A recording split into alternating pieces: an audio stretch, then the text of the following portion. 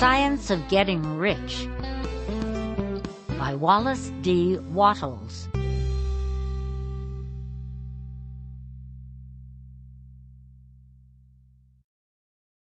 Preface. This book is pragmatical, not philosophical. A practical manual, not a treatise upon theories. It is intended for the men and women whose most pressing need is for money, who wish to get rich first and philosophize afterward. It is for those who have, so far, found neither the time, the means, nor the opportunity to go deeply into the study of metaphysics, but who want results and who are willing to take the conclusions of science as a basis for action, without going into all the processes by which those conclusions were reached. It is expected that the reader will take the fundamental statements upon faith, just as he would take statements concerning a law of electrical action if they were promulgated by a Marconi or an Edison, and taking the statements upon faith, that he will prove their truth by acting upon them without fear or hesitation. Every man or woman who does this will certainly get rich, for the science herein applied is an exact science, and failure is impossible. For the benefit, however, of those who wish to investigate philosophical theories and so secure a logical basis for faith, I will here cite certain authorities. The monistic theory of the universe, the theory that one is all and that all is one, that one substance manifests itself as the seeming many elements of the material world, is of Hindu origin and has been gradually winning its way into the thought of the Western world for 200 years. It is the foundation of all the Oriental philosophies and of those of Descartes, Spinoza, Leibniz, Schopenhauer, Hegel, and Emerson. The reader who would dig to the philosophical foundations of this is advised to read Hegel and Emerson for himself.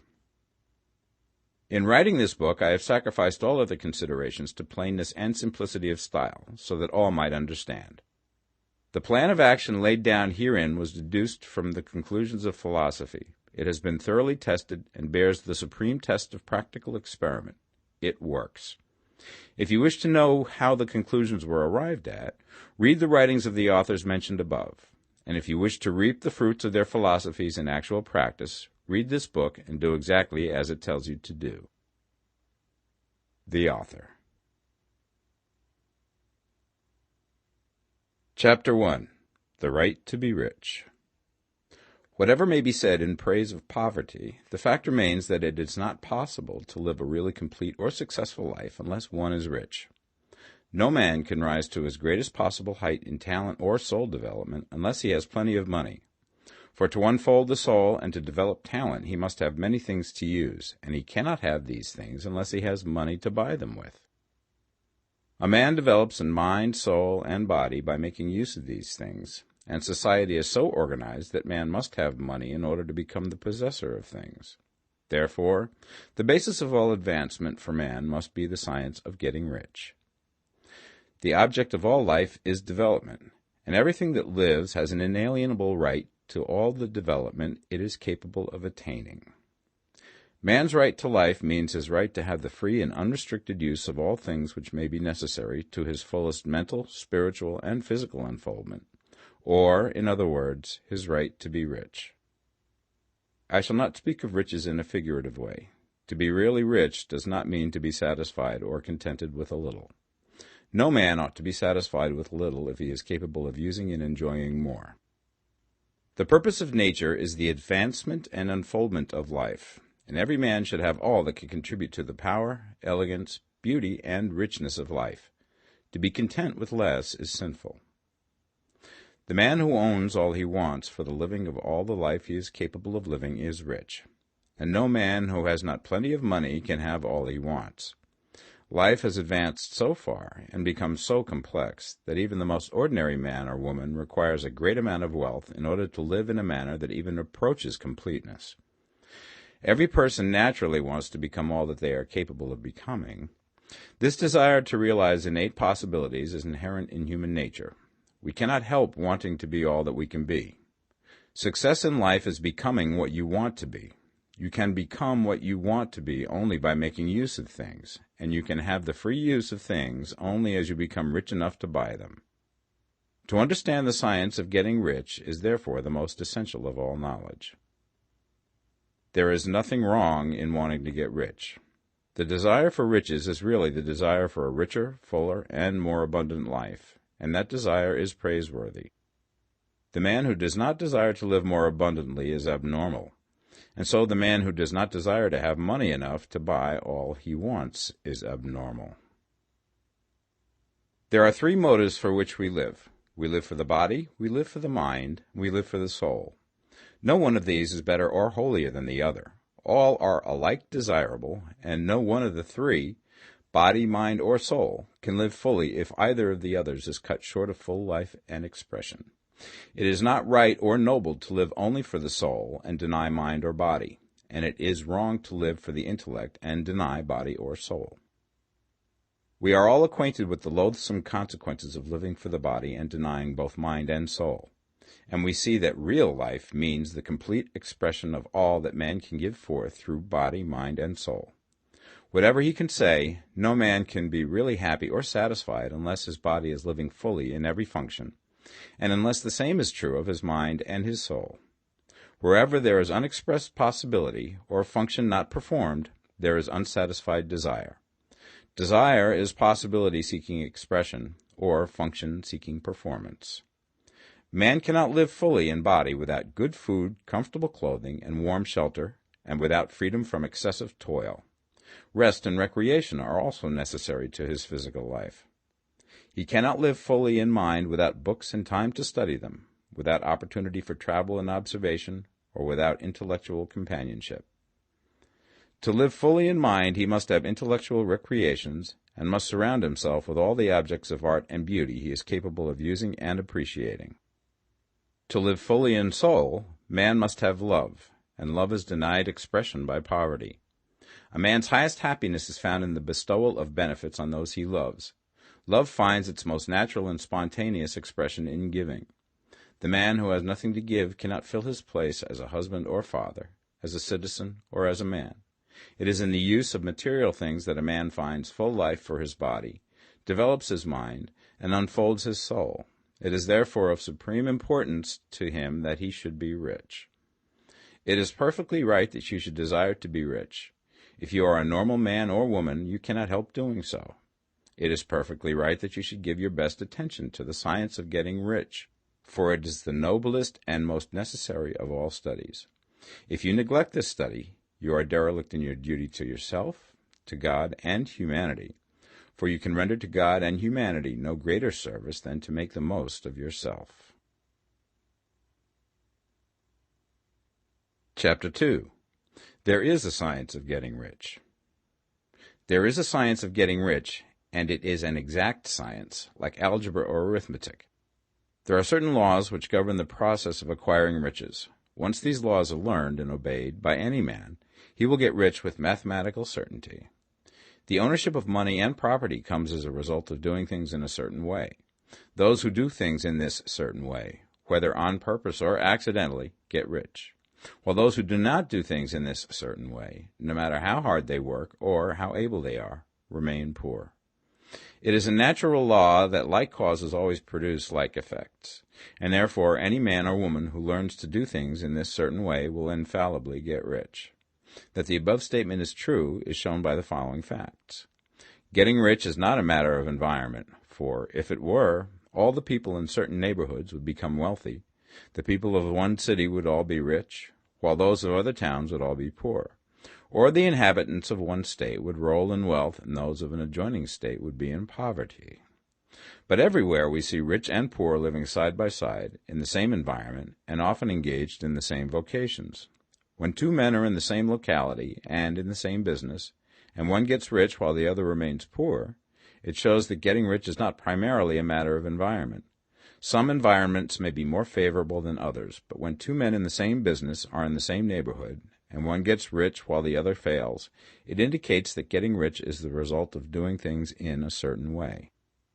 And further, the ability to do things in this certain way is not due solely to the possession of talent, for many people who have great talent remain poor, while others who have very little talent get rich. Studying the people who have gotten rich, we find that they are an average lot in all respects, having no greater talents and abilities than other men. It is evident that they do not get rich because they possess talents and abilities that other men have not, but because they happen to do things in a certain way. Getting rich is not the result of saving or thrift. Many very penurious people are poor, while free spenders often get rich. Nor is getting rich due to doing things which others fail to do. For two men in the same business often do almost exactly the same things, and one gets rich while the other remains poor or becomes bankrupt. From all these things, we must come to the conclusion that getting rich is the result of doing things in a certain way. If getting rich is the result of doing things in a certain way, then any man or woman who can do things in that way can become rich, and the whole matter is brought within the domain of exact science. The question arises here whether this certain way may not be so difficult that only a few may follow it. This cannot be true, as we have seen, so far as natural ability is concerned. Talented people get rich, and blockheads get rich. Intellectually brilliant people get rich, and very stupid people get rich. Physically strong people get rich, and weak and sickly people get rich. Some degree of ability to think and understand is, of course, essential.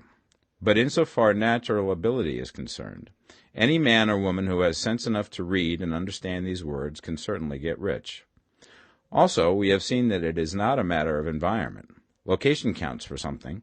One would not go to the heart of the Sahara and expect to do successful business. Getting rich involves the necessity of dealing with men and of being where there are people to deal with. And if these people are inclined to deal in the way that you want to deal, so much the better. But that is about as far as environment goes. If anybody else in your town can get rich, so can you. And if anybody else in your state can get rich, so can you. Again, it is not a matter of choosing some particular business or profession. People get rich in every business and in every profession, while their next-door neighbors in the same vocation remain in poverty. It is true that you will do best in a business which you like and which is congenial to you. And if you have certain talents which are well developed, you will do best in a business which calls for the exercise of those talents. Also, you will do best in a business which is suited to your locality. An ice cream parlor would do better in a warm climate than in Greenland, and a salmon fishery will succeed better in the Northwest than in Florida, where there are no salmon. But aside from these general limitations, getting rich is not dependent upon your engaging in some particular business, but upon your learning to do things in a certain way. If you are now in business and anybody else in your locality is getting rich in the same business, while you are not getting rich, it is because you are not doing things in the same way that the other person is doing them. No one is prevented from getting rich by lack of capital. True, as you get capital, the increase becomes more easy and rapid, but one who has capital is already rich and does not need to consider how to become so. No matter how poor you may be, if you begin to do things in a certain way, you will begin to get rich, and you will begin to have capital. The getting of capital is a part of the process of getting rich, and it is a part of the result which invariably follows the doing of things in a certain way. You may be the poorest man on the continent and be deeply in debt. You may have neither friends, influence, nor resources, but if you begin to do things in this way, you must infallibly begin to get rich, for the like causes must produce like effects. If you have no capital, you can get capital. If you're in the wrong business, you can get into the right business. If you're in the wrong location, you can go to the right location. And you can do so by beginning in your present business and in your present location to do things in the certain way which causes success. Chapter 3. Is opportunity monopolized? No man is kept poor because opportunity has been taken away from him, because other people have monopolized the wealth and have put a fence around it. You may be shut off from engaging in business in certain lines, but there are other channels open to you. Probably it would be hard for you to get control of any of the great railroad systems. That field is pretty well monopolized, but the electric railway business is still in its infancy and offers plenty of scope for enterprise. And it will be but a very few years until traffic and transportation through the air will become a great industry, and in all its branches will give employment to hundreds of thousands and perhaps to millions of people. Why not turn your attention to the development of aerial transportation, instead of competing with J.J. Hill and others for a chance in the steam railway world? It is quite true that if you are a working man in the employ of the Steel Trust, you have very little chance of becoming the owner of the plant in which you work. But it is also true that if you will commence to act in a certain way, You can soon leave the employ of the Steel Trust. You can buy a farm from 10 to 40 acres and engage in business as a producer of foodstuffs. There is great opportunity at this time for men who will live upon small tracts of land and cultivate the same intensively. Such men will certainly get rich. You may say that it is impossible for you to get the land, but I'm going to prove to you that it is not impossible, and that you can certainly get a farm if you will go to work in a certain way. At different periods, the tide of opportunity sets in different directions, according to the needs of the whole, and the particular stage of social evolution which has been reached. At present, in America, it is setting towards agricultural and the allied industries and professions. Today, opportunity is open before the factory worker in his line.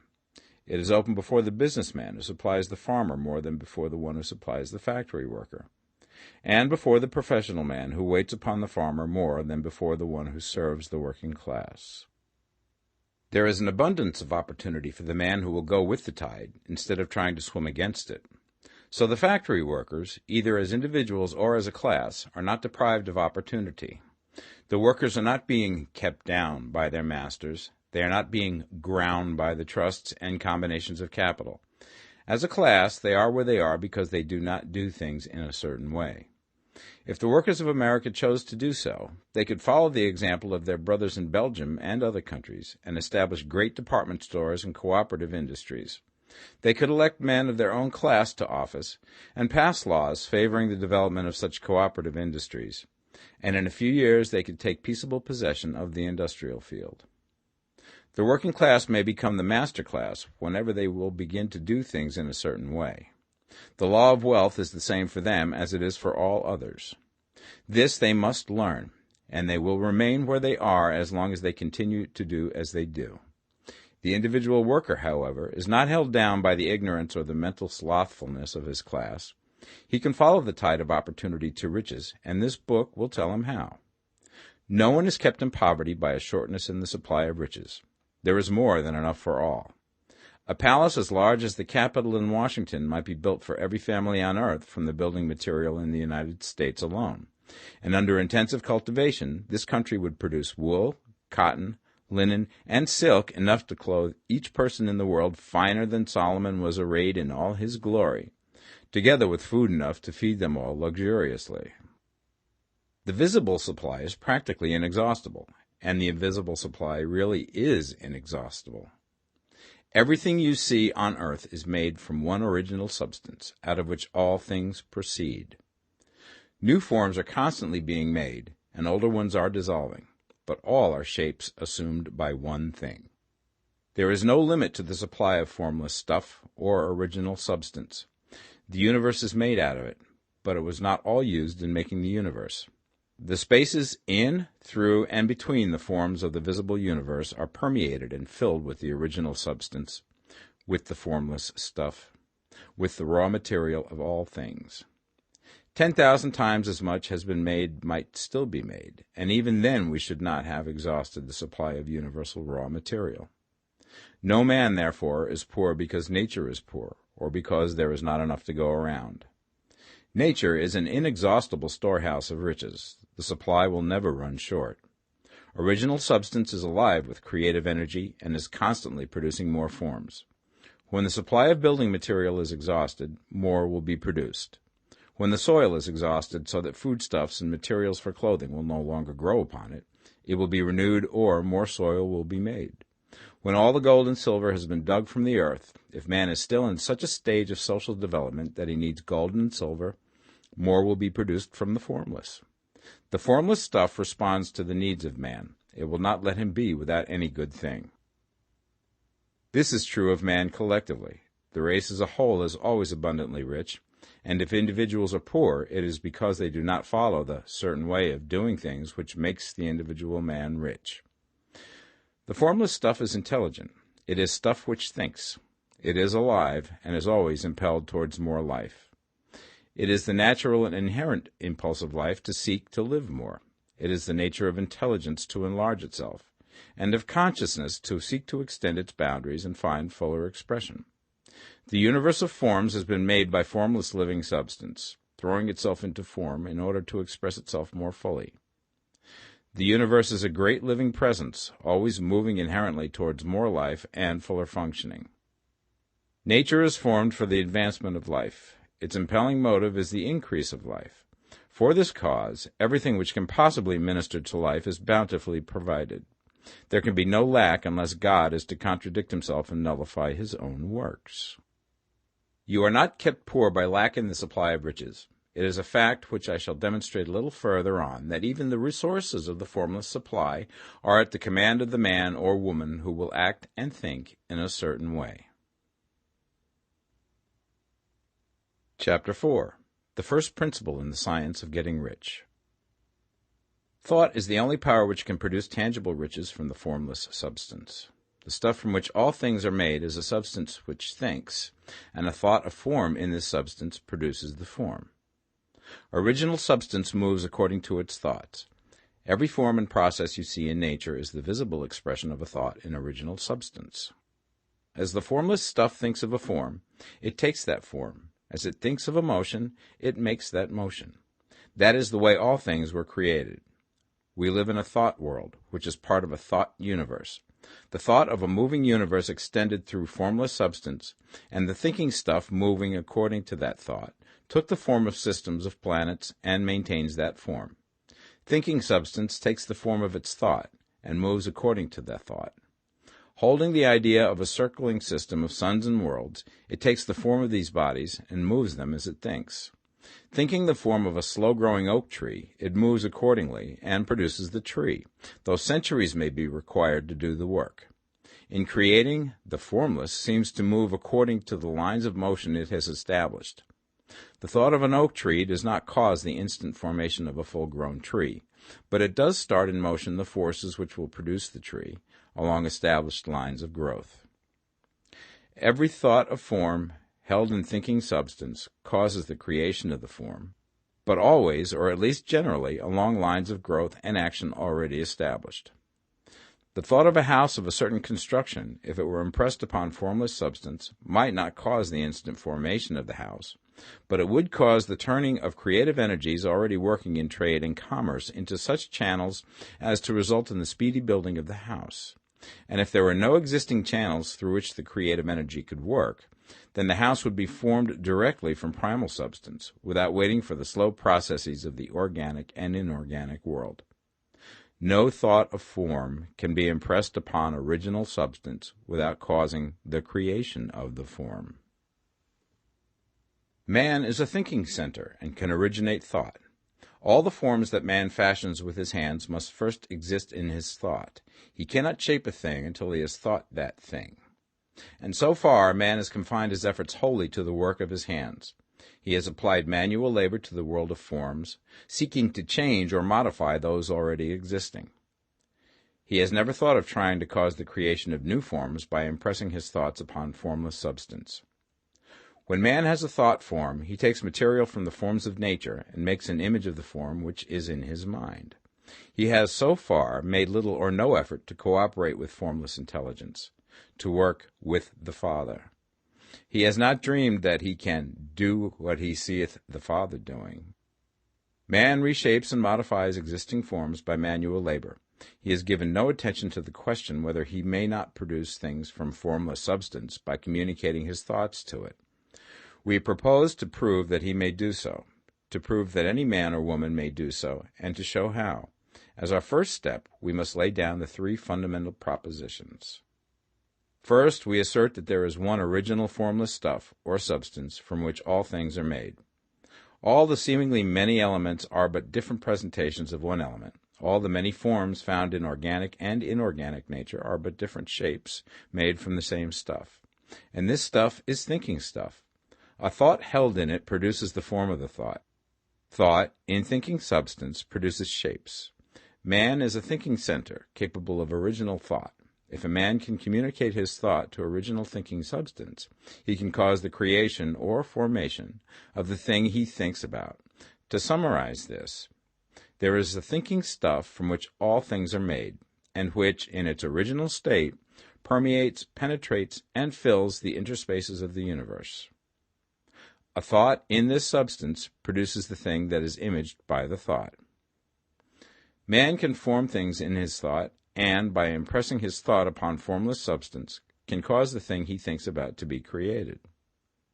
It may be asked if I can prove these statements, and without going into details, I answer that I can do so, both by logic and experience.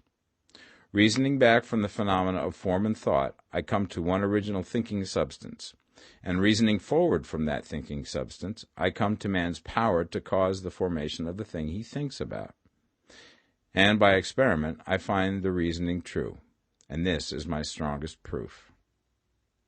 If one man who reads this book gets rich by doing what it tells him to do, that is evidence in support of my claim. But if every man who does what it tells him to do gets rich, that is proof positive until someone goes through the process and fails. The theory is true until the process fails, and this process will not fail. For every man who does exactly what this book tells him to do will get rich. I have said that men get rich by doing things in a certain way, and in order to do so, men must become able to think in a certain way. A man's way of doing things is the direct result of the way he thinks about things. To do things in a way that you want to do them, you will have to acquire the ability to think the way you want to think. This is the first step towards getting rich. To think what you want to think is to think truth, regardless of appearances. Every man has the natural and inherent power to think what he wants to think, but it requires far more effort to do so than it does to think the thoughts which are suggested by appearances. To think according to appearance is easy. To think truth regardless of appearances is laborious, and requires the expenditure of more power than any other work man is called upon to perform. There is no labor from which most people shrink as they do from that of sustained and consecutive thought. It is the hardest work in the world. This is especially true when truth is contrary to appearances.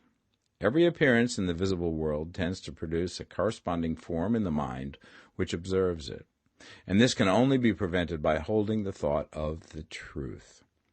To look upon the appearance of disease will produce the form of disease in your own mind and ultimately in your body, unless you hold the thought of the truth, which is that there is no disease. It is only an appearance, and the reality is health. To look upon the appearances of poverty will produce corresponding forms in your own mind, unless you hold to the truth that there is no poverty, there is only abundance. To think health when surrounded by the appearance of disease, or to think riches when in the midst of appearances of poverty, requires power, but he who acquires this power becomes a master mind. He can conquer fate. He can have what he wants.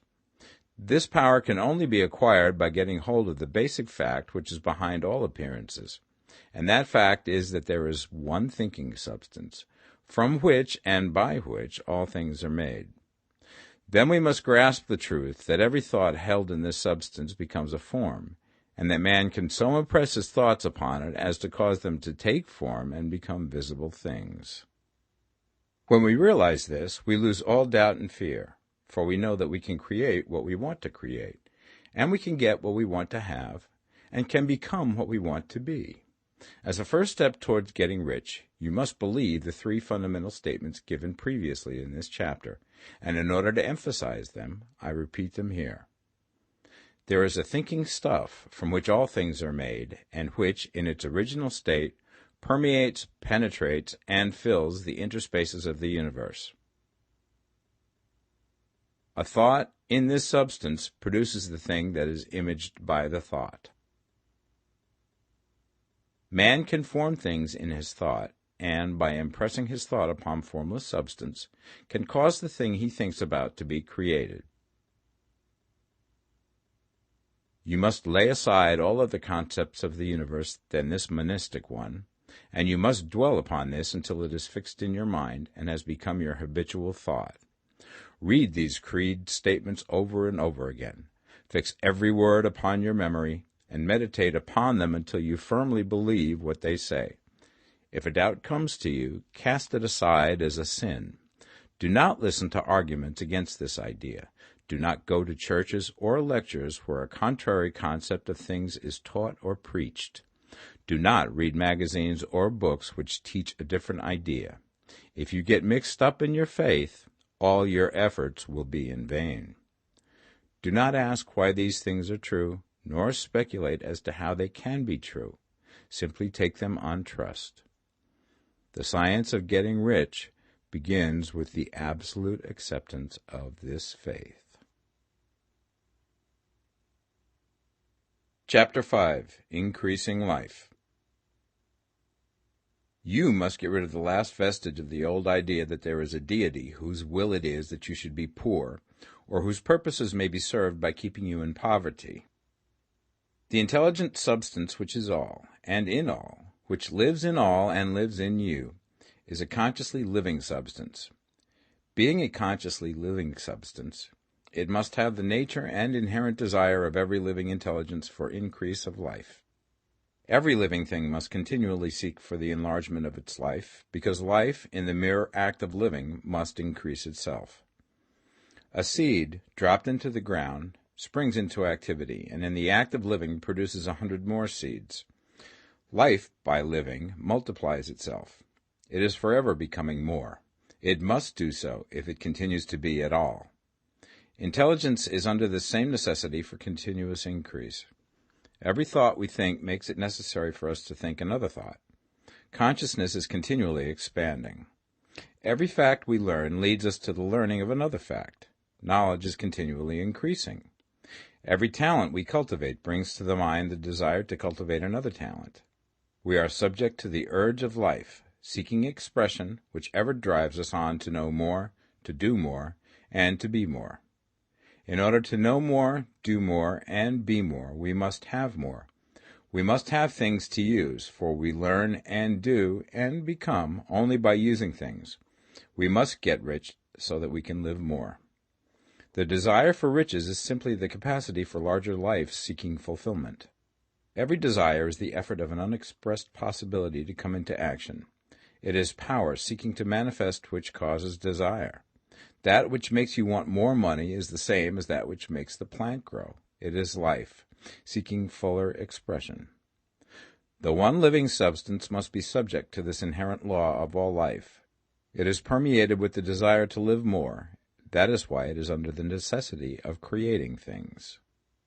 The one substance desires to live more in you. Hence, it wants you to have all the things you can use. It is the desire of God that you should get rich. He wants you to get rich because he can express himself better through you if you have plenty of things to use in giving him expression. He can live more in you if you have unlimited command of the means of life. The universe desires you to have everything you want to have. Nature is friendly to your plans. Everything is naturally for you. Make up your mind that this is true. It is essential, however, that your purpose should harmonize with the purpose that is in all. You must want real life, not mere pleasure of sensual gratification. Life is the performance of function, and the individual really lives only when he performs every function, physical, mental, and spiritual, of which he is capable, without excess in any. You do not want to get rich in order to live swinishly, for the gratification of animal desires, that is not life. But the performance of every physical function is a part of life, and no one lives completely who denies the impulses of the body a normal and healthful expression. You do not want to get rich solely to enjoy mental pleasures, to get knowledge, to gratify ambition, to outshine others, to be famous. All these are a legitimate part of life, but the man who lives for the pleasures of the intellect alone will only have a partial life, and he will never be satisfied with his lot. You do not want to get rich solely for the good of others, to lose yourself for the salvation of mankind, to experience the joys of philanthropy and sacrifice. The joys of the soul are only a part of life, and they are no better or nobler than any other part. You want to get rich in order that you may eat, drink, and be merry when it is time to do these things, in order that you may surround yourself with beautiful things, see distant lands, feed your mind, and develop your intellect, in order that you may love men and do kind things, and be able to play a good part in helping the world to find truth. But remember that extreme altruism is no better and no nobler than extreme selfishness. Both are mistakes. Get rid of the idea that God wants you to sacrifice yourself for others, and that you can secure his favor by doing so. God requires nothing of the kind. What he wants is that you should make the most of yourself, for yourself and for others, and you can help others more by making the most of yourself than in any other way. You can make the most of yourself only by getting rich, so it is right and praiseworthy that you should give your first and best thought to the work of acquiring wealth. Remember, however, that the desire of substance is for all, and its movements must be for more life to all. It cannot be made to work for less life to any, because it is equally in all, seeking riches and life. Intelligent substance will make things for you, but it will not take things away from someone else and give them to you. You must get rid of the thought of competition. You are to create, not to compete for what is already created. You do not have to take anything away from anyone. You do not have to drive sharp bargains. You do not have to cheat or to take advantage. You do not need to let any man work for you for less than he earns. You do not have to covet the property of others or to look at it with wishful eyes. No man has anything of which you cannot have the like, and that without taking what he has away from him. You are to become a creator, not a competitor.